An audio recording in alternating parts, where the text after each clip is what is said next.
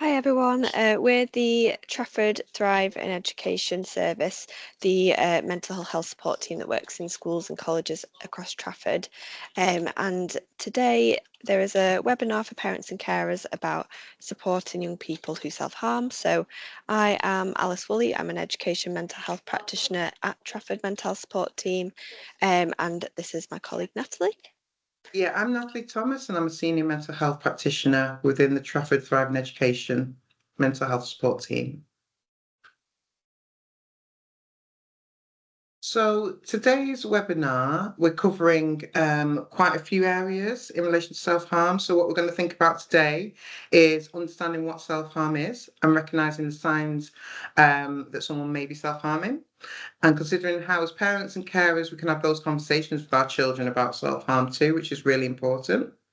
We're also going to cover exploring effective coping strategies to reduce self-harm and also consider how we can reduce stresses that may impact on a young person self-harming. Towards the end, we will also share some useful resources and links. And also throughout, we need to think about how we look after ourselves as well. I was just going to mention in terms of whether you have concerns about your child currently self-harming or experiencing suicidal thoughts, that's really important that you do speak to your GP and or school. And if there's more urgent concerns and you want to have some gain some advice, then there is a mental health crisis line number, which we'll give at the end, and the CAMHS duty number as well. So I guess if you want to have a little bit of a think about how confident you currently feel in terms of understanding and responding to self-harm, you can pause the video if you want to have a little think to yourself, and we'll check back in at the end as well, just so you can have a bit of a check-in about whether that's maybe changed or have a reflection about how confident you feel at the moment.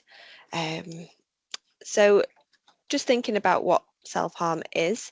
So self-harm is classed as a deliberate act of harming yourself, and it's a symptom of distress. It's not a disorder. Self-harm can include cutting, biting, burning, hitting, scratching, pulling hair, picking or head banging, use of ligatures, or also interfering with the healing of an injury, or also self-poisoning. This is not an exhaustive list. It's commonly can include a lot of those things, but there might be other things that self-harm can be classed as well. And it's important to know that some things might have a different purpose. So some things might have a purpose of deliberately self-harming, but it could also be an attempt at suicide as well. And they can be minor, or they can be very dangerous or life-threatening as well. So it's important to work out where on the spectrum that lands, as that will inform kind of how you act on it and how we respond to those things.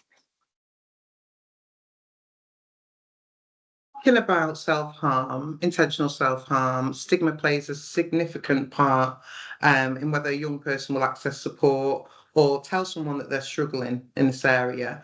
There can be a lot of guilt and shame involved for young people and families, and so we need to be really mindful and sensitive of how we react and what language we're using, because this will influence whether young people will seek support in the future.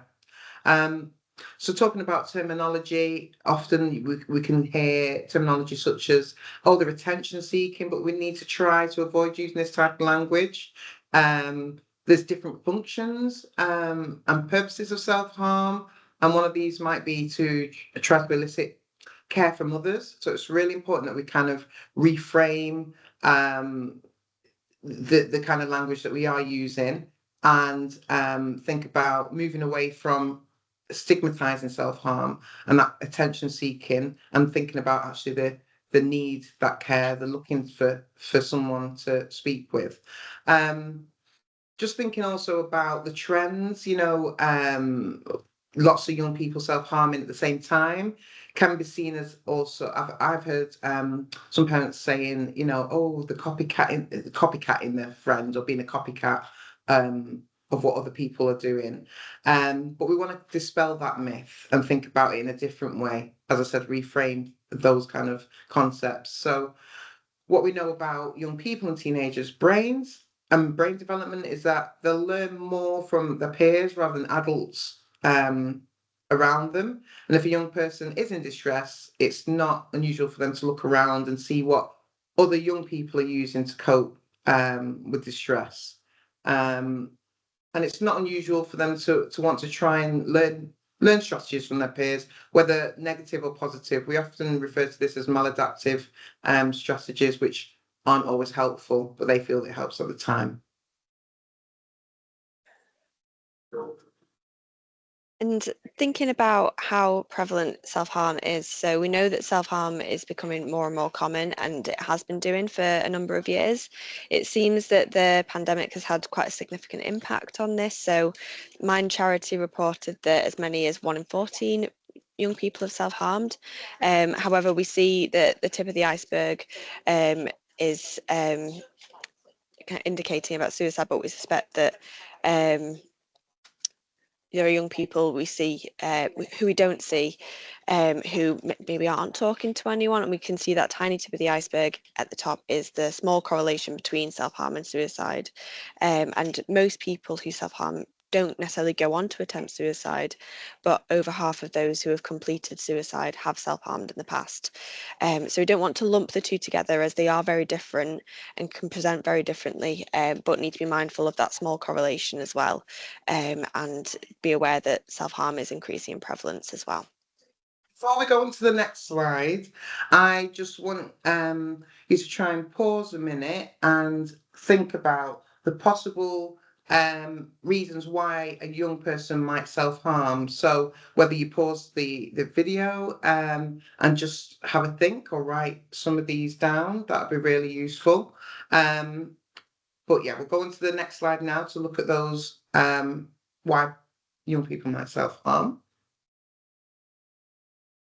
Okay, so as you can see here, there's a list here of different reasons. So coping with difficult emotions, communicating distress, as I spoke about earlier, to feel real or alive, because sometimes young people can report that they feel emotionally numb, so do self-harm physically to feel that they're still alive and real, feel that pain. Physical pain preferred to mental pain, and a way to punish themselves. It could be escapism, regaining feelings of control. There's also, as Alice spoke about, or we spoke about earlier, about stigma. There's that shame and guilt, but these can be referred to kind of parts of the body that they want to damage, and kind of preventing more serious self-harm or suicide. So there's some of the reasons. So if you've written them down or you've had to think about it, and you've got quite a few of those, then that shows that you do have, some good understanding around the reasons why. Okay, so if we, as you can see, to the other side of these functions, there is a stress bucket, as we refer to it, and often we imagine having a bucket that we carry around with us, metaphorically speaking, and it slowly fills up. And when we feel stressed, it fills up even more. So examples of stress for young people could be friendship difficulties, exam stress, difficulties at home, sensory overload, lack of sleep, dealing with change, and again, the list can go on. And not just them in isolation, but it could be all of those at once, which you can imagine that stress bucket filling up more.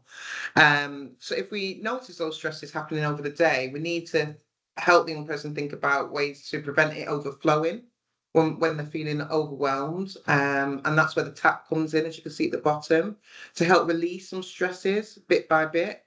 And yeah, so this is about thinking about these coping strategies that we'll come on to talk about next.